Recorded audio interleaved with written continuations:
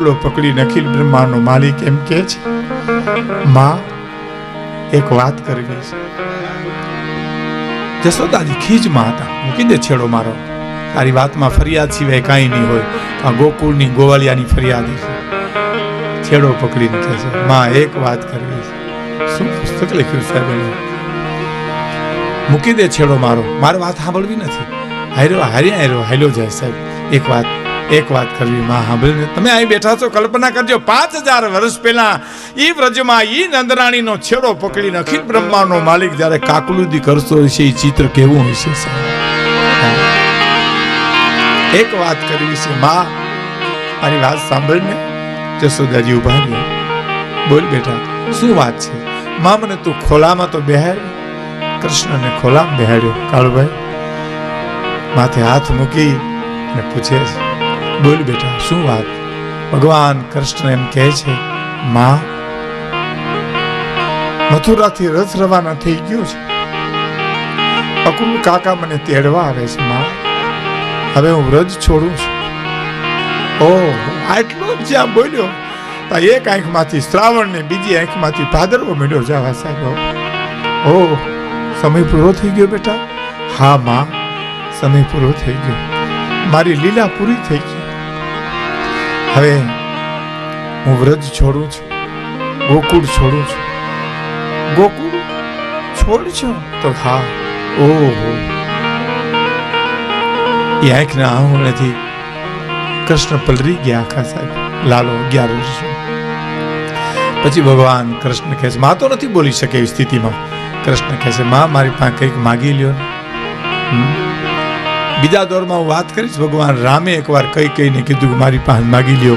એ આજ અહીંયા આવ્યું સાહેબ, મારી પાસે કંઈક માગી લ્યો ને. કાંઈ માગવું નથી બેટા, તે ઘણું દીધું. દેવકી વસુદેવનો દીકરો હોવા છતાં નંદ બાવા અને જશોદાનો દીકરો કહેવાનો, એથી તારે તે મને ઘણું દીધું છે. કાંઈ નથી જોતું, કંઈક માગી લ્યો માં, કંઈક માગો. પછી માગણી કરે છે. હરિન્દ્ર ભાઈ લખે છે, હરિન્દ્ર દેસાઈ, સોરી હરિન્દ્ર દવે લખે છે કે જશોદાજી એમ કહે છે, બહુ માગવાનું કહેતો તો એક વાત માગું છું કે જો તું મને હારે લઈ જા ને તો મથુરાના રાજમહેલની દાસી થઈને હું કામ કરીશ. હું કોઈને નહીં કહું નંદરાણી છું, પણ તારા વિના હું નહીં જીવી શકું. બેટા મને તું હારે લઈ જા. તો કે ના માં, એ તો નહીં બની શકે, કારણ કે હવે અવતાર કાર્ય મારું બદલે છે આખું. મારી બાળ લીલા પૂરી થઈને હવે સુદર્શન ચક્ર લઈને મારે અધર્મનો નાશ કરવો છે. માં તમે નહીં હારે લઈ જાઓ. બીજી વાત માગે છે. બીજી વાત બહુ સરસ કરે છે. બેટા બીજી વાત માગું? હા માં માગો, જે માગું માગો. તો બીજી વાત એ માગું છું કે તું કોઈ દી ભૂલમાં દેવકીને એમ ન કહેતો કે મેં તને દોરડેથી ખાંડણીએ બાંધી દીધો તો. એમ ન કહેતો કોઈ દિવસ, નહીં તો દેવકીનું ખોટું લાગશે. અને રથ આવી ગયો સાહેબ. અને આ બાટવા પાંચ થાપલા ત્યાં એક પરબતભાઈ હતા, મેં એના કીર્તન સાંભળેલા. એ ગાતા સાહેબ, કરુણજી આવ્યા હરીને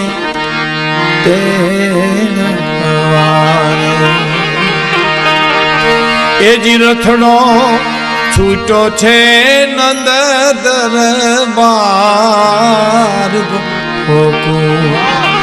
તમે વેલેરા પધારજો, તમે વેલેરા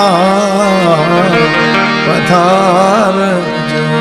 સાહેબ મેં સાંભળેલું કે તમને આમ ગોકુળ દેખાય, આમ રથ ઉભો દેખાય, આમ કૃષ્ણ જાતો હોય દેખાય, આમ ગોકુળ રોતો હોય એવું ચિત્ર દેખાય સાહેબ. આવો એક સમય હતો આપણે ત્યાં બેસી અને વ્યા ગયા મથુરાને માર્ગે. મને એક ગોવાળે વાત કરી હતી, દેવા શાસ્ત્રી બાપા, એ ભરવાડે મને વાત કરી કરું. મને કે વિખુદાનભાઈ અહીંયાનું દર્શન બહુ સરસ છે. મેં પૂછ્યું મોરારી બાપુને કીધું, મને કે એને બહુ ગમ્યું સાહેબ. એ ભરવાડ મને કે હું ધણ ચારું, પછી ગાયું ને બધીને વડલે અવેડે પાણી પીને વડલાને છાંયે બેહાડું, અને પછી આમ ટીમણ કરી મારું કંઈ ભાતું હોય, અને પછી આમ ભેઠાએ વારીને બેહું ને આમ બીડી ટેકાવું, સૂંઘી કે ધતુરી પીવું, અને સામે આંખું વીચીને બેઠ્યું ગાયું ઓગાળતી હોય ને તો મને એમ લાગે કે ગોકુળના અને વ્રજના સ્મરણો ન ઓગાળતી હોય એવું લાગ્યા કરે. અને બહુ સુંદર દ્રષ્ટાંત છે. મથુરાને માર્ગે નીકળી ગયો, પણ મથુરાના રાજમહેલમાં એક ઘટના બને છે. ભગવાન જમવા બેઠા, દેવકીજી પીરસે છે કંઈક વસ્તુ, થાળી પીરસાઈ ગઈ એટલે ઊભા થઈને નીકળી ગયા. જોયું ઉદ્ધવજી કૃષ્ણ ક્યાં છે, ગોતો તો ખરા.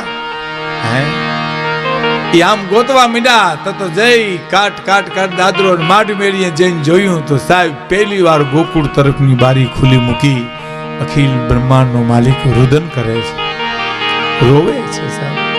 હા ઉદ્ધવજી જોઈ રહ્યા, હા આટલું બધું રોયા નથી કોઈ દિવસ, આંખમાંથી આંસુ જાય. પૂછ્યું કેમ રડો છો?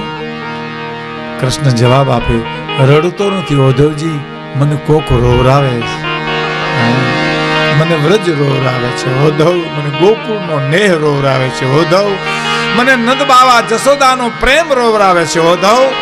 માતાજીને ખોટું લાગ્યું છે, હું ઊભો થઈ ગયો, પણ મારી મા દેવકીજીને એટલું કહેજો કે હું મથુરામાં રહું ત્યાં સુધી મારી થાળીમાં કોઈ દી ગોરસ ન પીરસે. ગોરસમાં મને ગોકુળ દેખાય છે સાહેબ.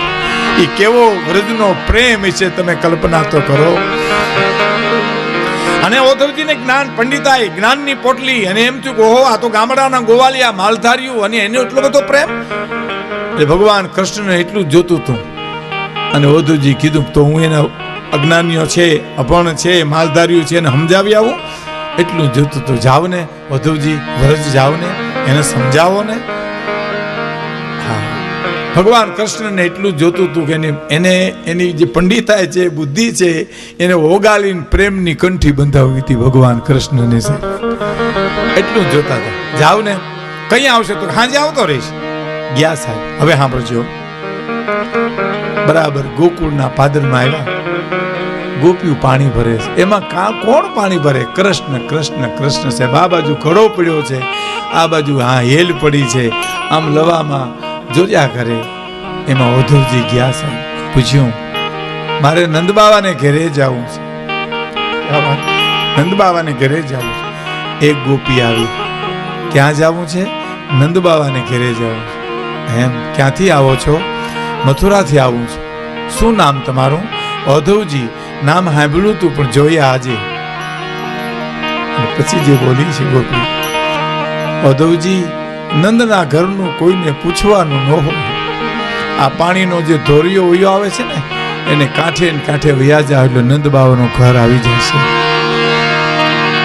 એ પાણીનો ધોરિયો છે ને, એ અમારી ગોકુળની ગંગા છે ઉદ્ધવજી. કૃષ્ણ અમને મૂકીને વયો ગયો તેદુનું ગોકુળ વ્રજ રોવે છે, જશોદા નંદ બાવા અને ગાયું રોવે. આહુડાનો ધોરિયો વયો આવે છે, એને કાંઠે ને કાંઠે વયા જાહો એટલે નંદ બાવાનું ઘર આવી જાય. ઉદ્ધવજીને એમ થયું કે આટલો પ્રેમ, આંસુનો ધોરિયો વયો આવે છે. એમાં બીજી ગોપી આવી, આને બહુ સરસ કીધું, ઉદ્ધવ એમાં પગ નો બોળતા, એ અમારી ગોકુળની ગંગા છે. આ અમારી ગોકુળની ગંગા છે.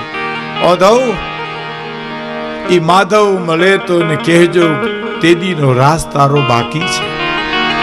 ઉદ્ધવ એ માધવ મળે તો એને કહેજો તેદીનો રાસ તારો બાકી છે. ઉદ્ધવ એ માધવ મળે તો એને કહેજો કે તારા મોગરાના વાવેલા ફૂલ અમથા અમથા ખરી જાય છે.